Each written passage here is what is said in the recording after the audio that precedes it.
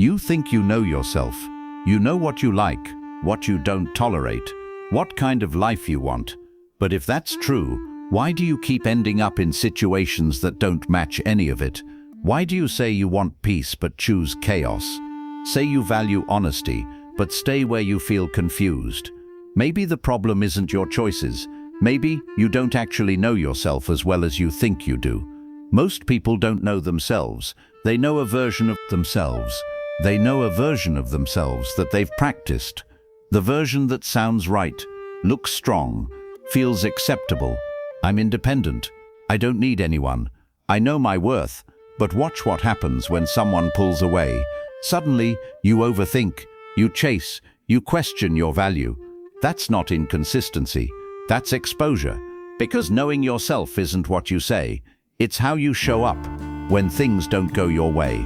It's like looking at your reflection in still water. When everything is calm, you see a clear image. You think, that's me. But the moment the water moves, the image distorts. And suddenly you're not so sure anymore. Most people only know themselves in still water. Calm situations, controlled environments, predictable outcomes. But life doesn't stay still, and the real you is revealed in the movement. You say you're confident, but how do you react to rejection? You say you value yourself, but what do you tolerate? Just to avoid being alone. You say you're emotionally strong, but do you sit with discomfort or run from it? Real self-knowledge isn't built in comfort. It's revealed in pressure, in triggers, in conflict, in moments where you don't have time to think, only to react. That reaction, that's the version of you haven't fully faced yet. Pause for a second, think about the last time. Here's where it gets real. Knowing yourself isn't about labeling yourself.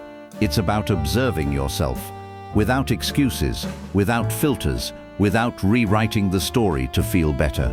Imagine this. You step outside of yourself and watch how you move, what you tolerate, what you avoid, what you chase. No judgment, just awareness. That's when you start seeing patterns you couldn't see before. And once you see them, you can't unsee them. That's where change begins. Be honest. How much of your identity is actually yours, and how much of it was shaped by what you went through? The way you react, the way you love, the way you protect yourself. You didn't randomly become this person. You adapted to be accepted, to feel safe, to avoid pain. But adaptation isn't identity. And if you never question it, you end up living a life that feels familiar but not true. So here's where you start. Not by changing everything, but by noticing. The next time you react strongly, pause. Don't justify it. Don't explain it. Just observe it. What am I feeling? Why is this triggering me? Is this who I want to be, or just who I've been? And tonight, take 5 minutes. No phone, no distractions. Just sit with yourself. Because the more you face yourself honestly, the less you'll need to pretend.